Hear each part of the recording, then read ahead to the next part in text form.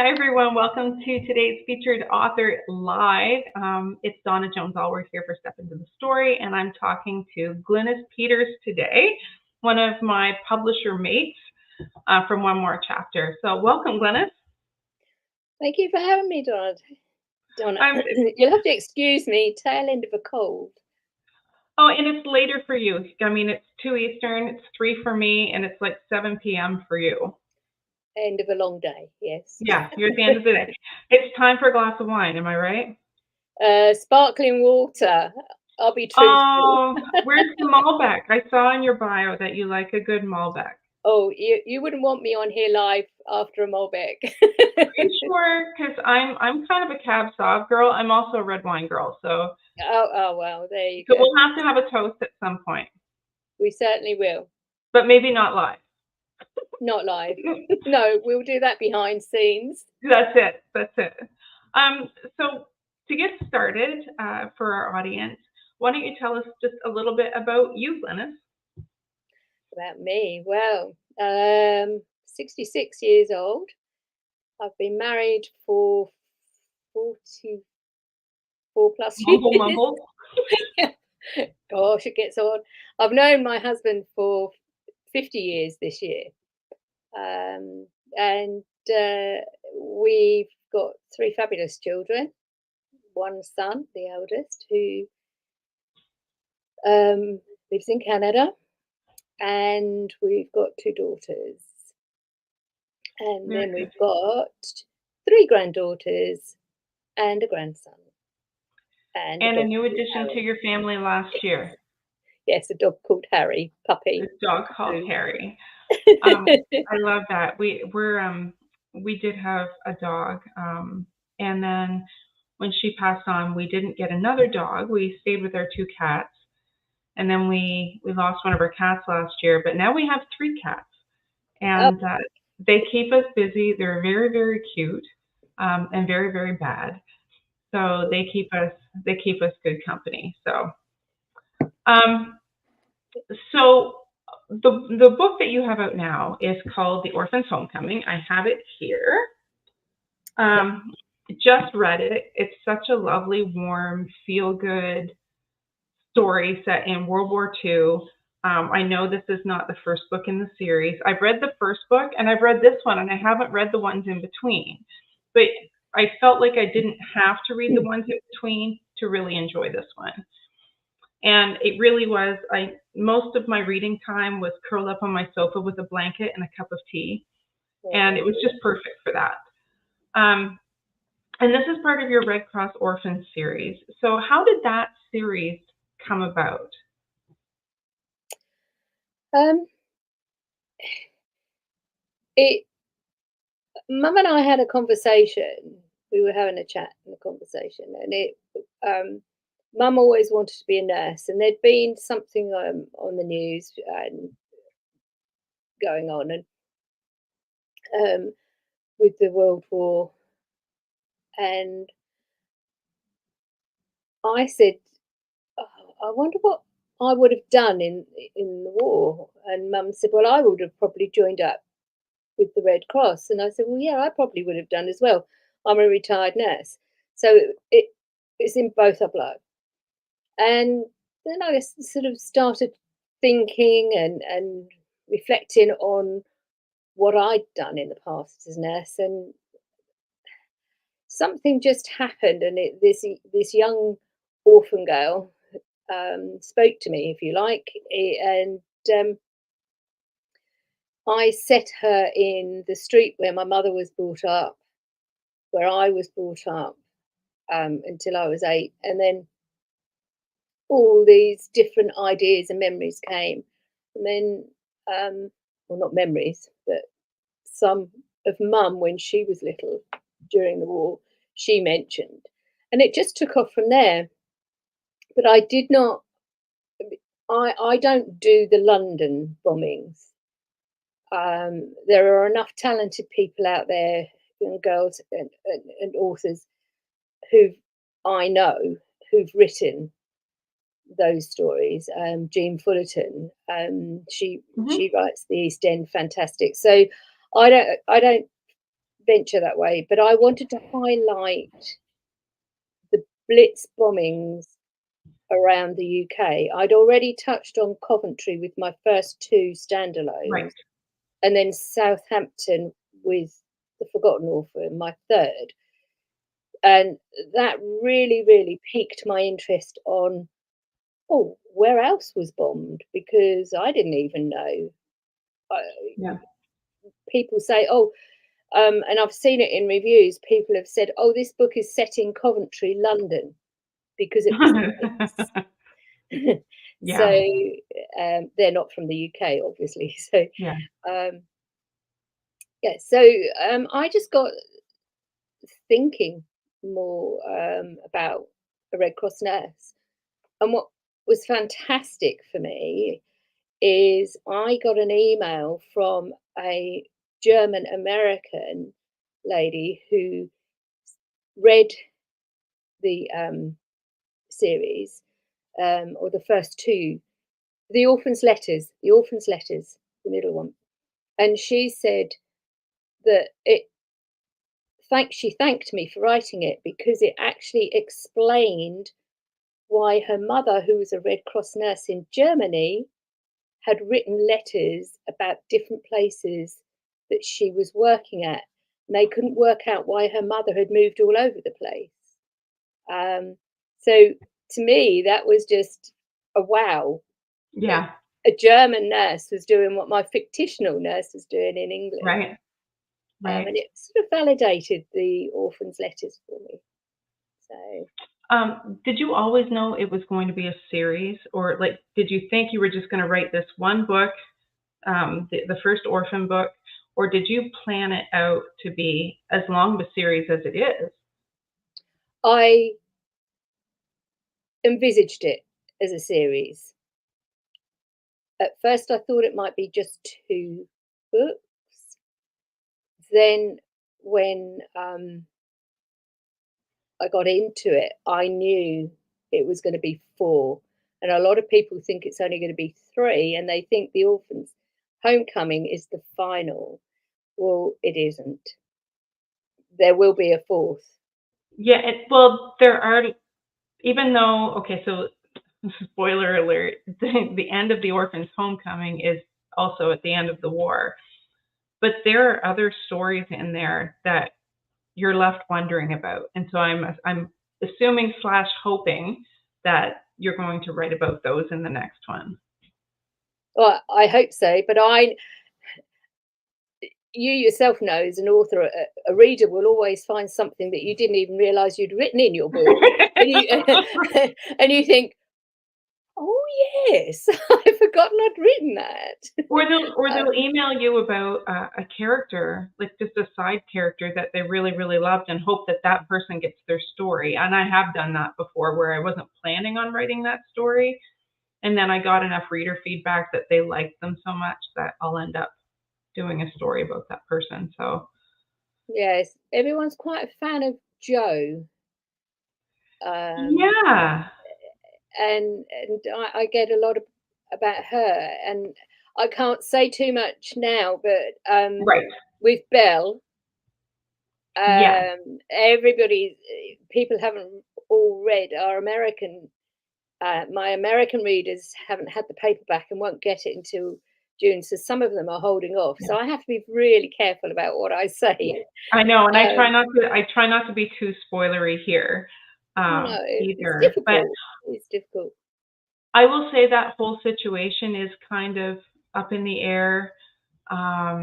You know, and you wonder what happens with Stanley, and there's just some other characters that kind of stick with you that you're not. And Marin, and like, yeah. So again, I don't want to spoil anything, but there is enough there that I didn't think that this was the end. No, there has been a few people comment on reviews and said, you know, this is the last in the series, and I'm like, no, it's not. It's 4 books. Yeah, yeah. When that one will get written, I don't know. And so you also have, so one of the characters in the book is Canadian, and you have specific ties to Canada. So your son lives here. What part of Canada does he live in? Well, he used to live in Vancouver until Yep. August, when he moved to Cochrane, Alberta, Oh, just outside Calgary. just outside Calgary. I lived in Calgary for 12 years. Oh, really? Yeah. Oh, wow. Oh, wow. Yeah, and Cochrane's beautiful. It's right in the foothills. It's lovely. Everything I've seen about it looks beautiful. My son and his little family are so happy there. They actually said that they wonder if they should have moved earlier, in the years. But then they've no regrets in living in Vancouver. So Yeah. they, there is an ice cream place in Cochrane that is quite like locally famous. And one time when my mom was visiting, we drove out there with my mom, and our kids were quite small, and there was a thunderstorm, and we were parked waiting to go get ice cream until the rain let up, and lightning hit the tree in front of our car and splintered it and scared the crap out of all of us. And so we still laugh about that as a family. My mom is 91, and we still talk about the time that we went to Cochrane for ice cream. So that's a lovely area. Well, I aim to eat an ice cream there in August, so let's hope we can.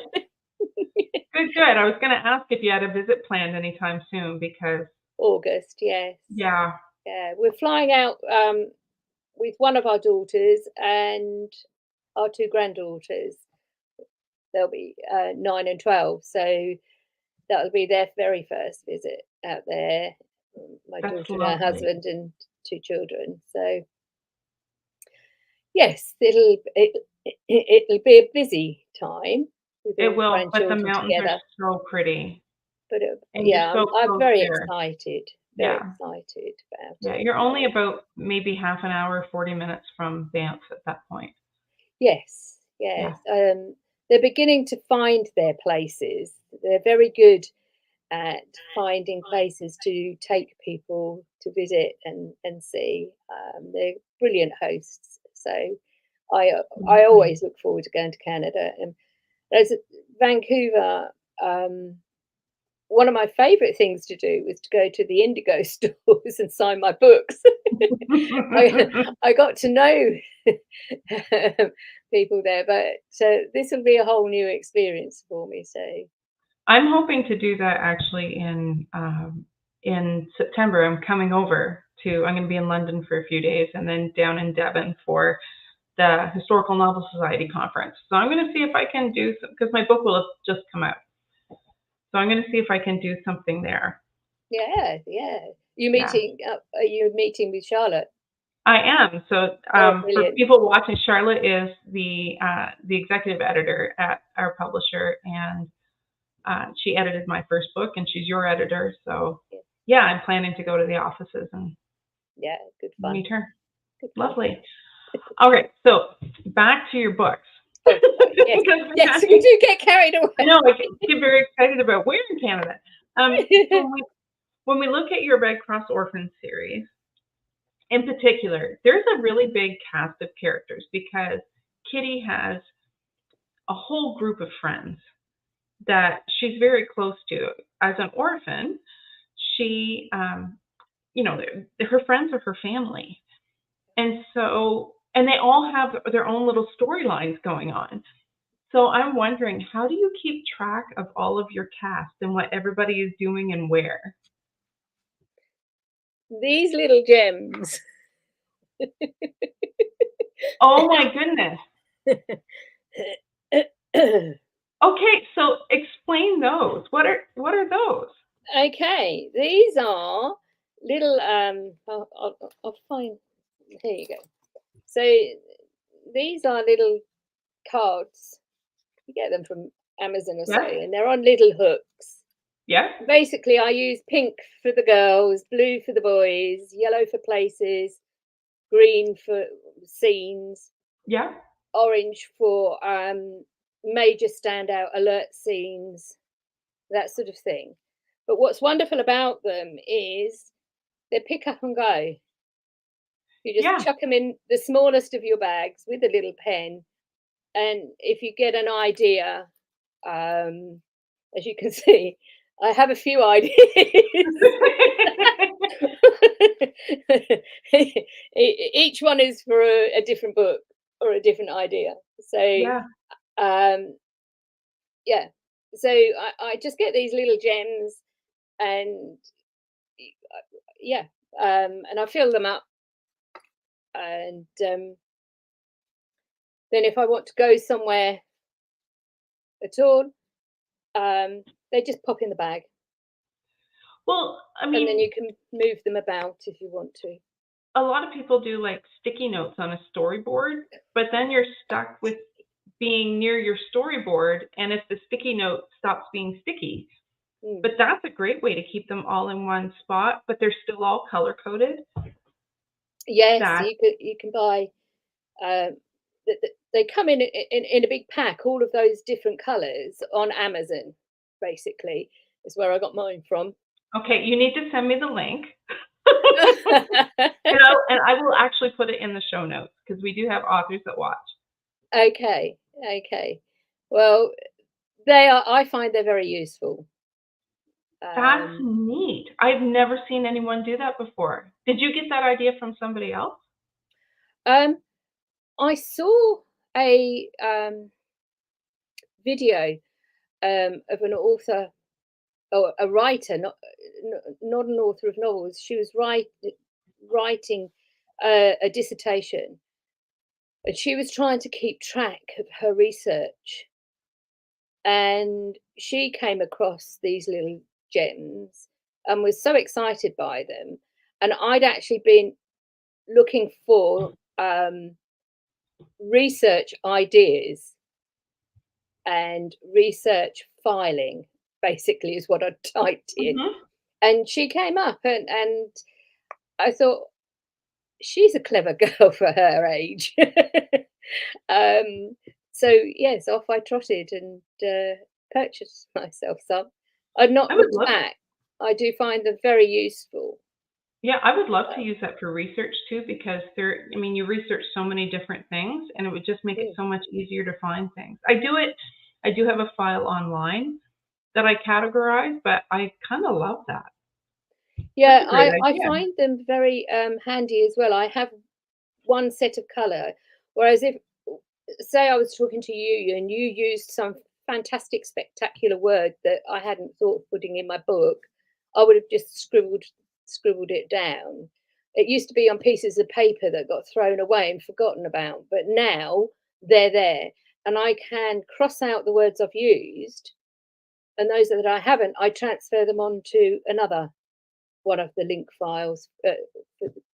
Link files is what I call Yeah. these Yeah, little yeah. things. Um, Right. and I pop them on there for use in the next book. I won't waste words. I My love brain that. can't waste words anymore.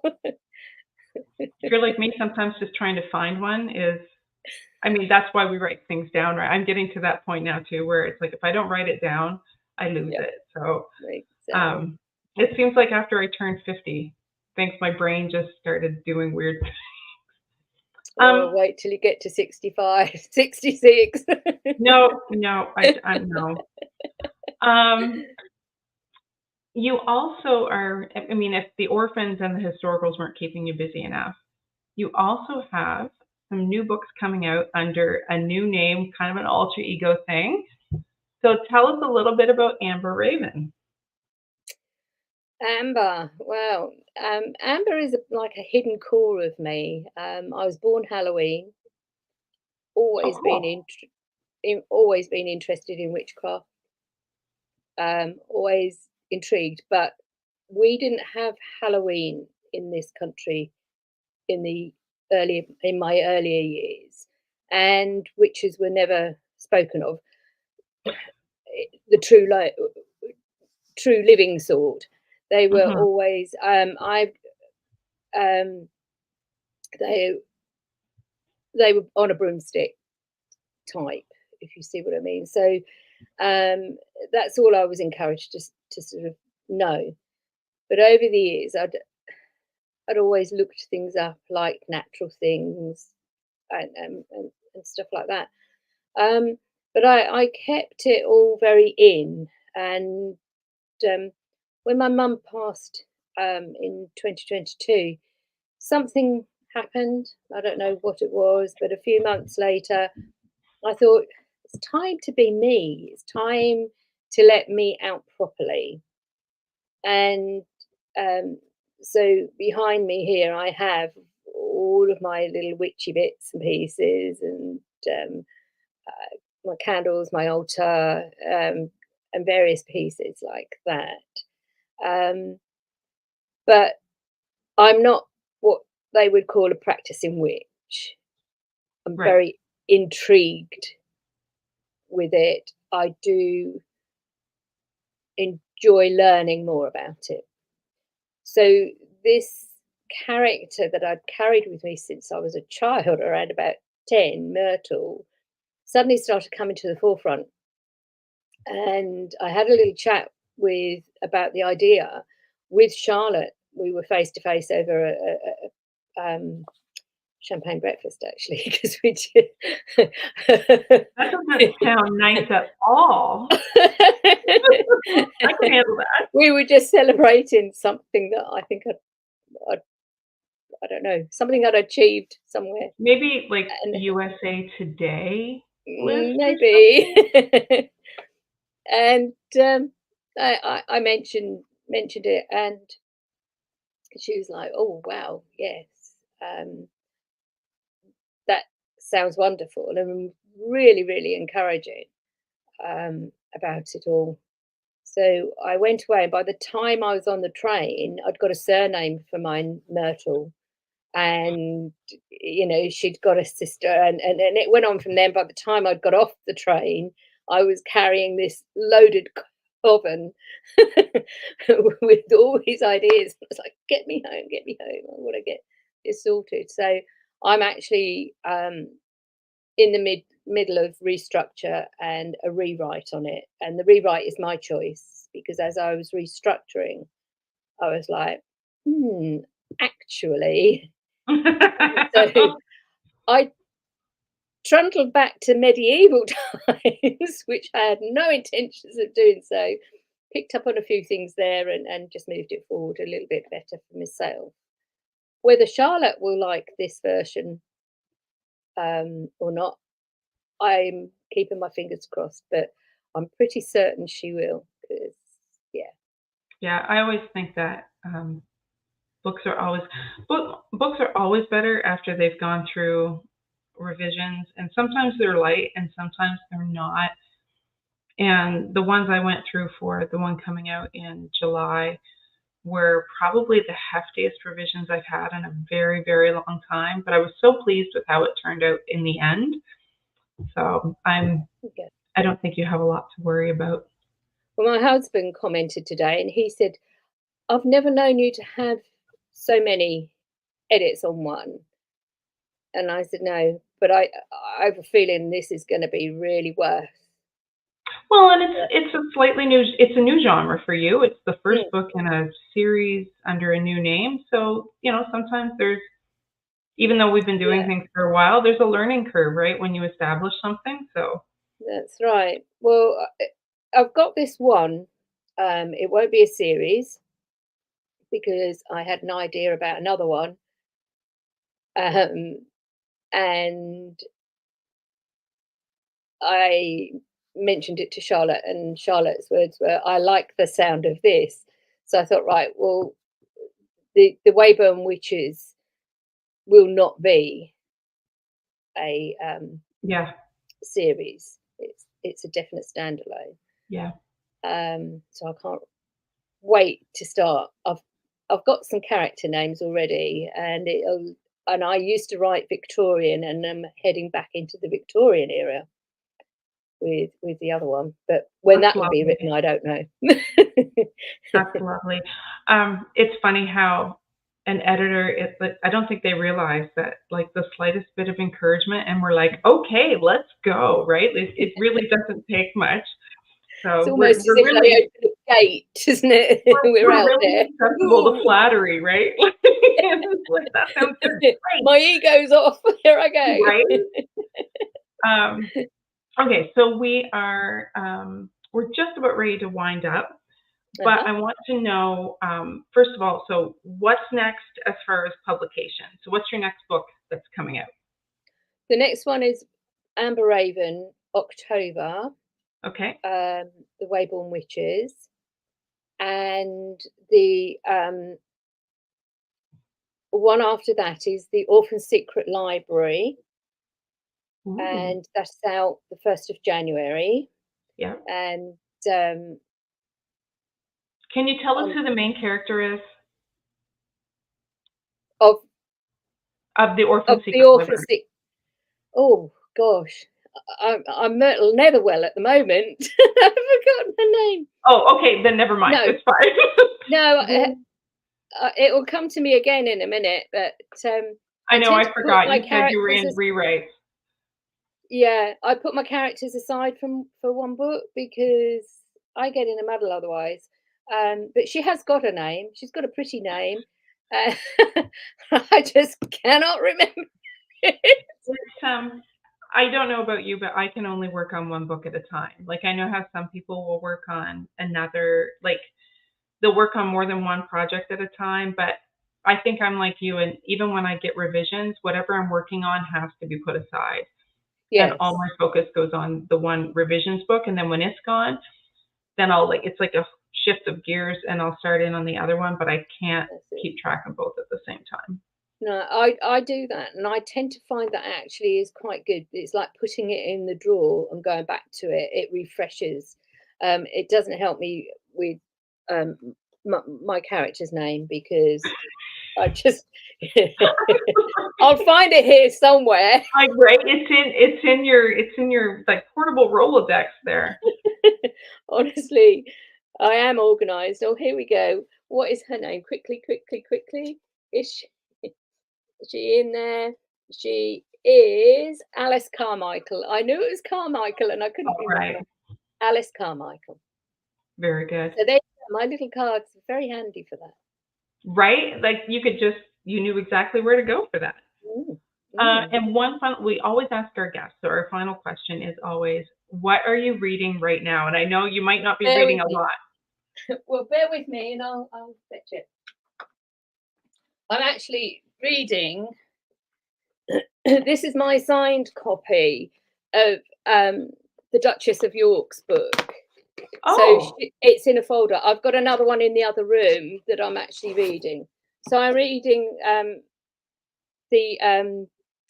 Her Heart for a Compass. Right, that was the first one, right? Yes. Yeah. So I'm reading that one. But this is the signed copy from the RNA conference. Oh, lovely. So that was a gift to us. So that was really nice. But yes, I'm reading that and I'm absolutely loving it. And I think having seen her at conference live as well, it helps seeing both the authors together. Yeah, it was good. So yes, I'm enjoying that. I haven't read it yet, but I would love to. You'll enjoy it. I'm pretty certain you'll enjoy it. It's a really lovely tight read. So yeah. Lovely. Well, thank you for joining us today, especially at 7 p.m. your time when you were probably winding down for the day. With my fizzy water, and I promise you that's fizzy water. Listen, you don't have to prove anything to me. So if our viewers want to find our community, it's at facebook.com/groups, Step Into the Story. You can find Glynis at, I believe it's GlynisPetersAuthor.com. Is that right? It's Glynis Peters Author on Facebook.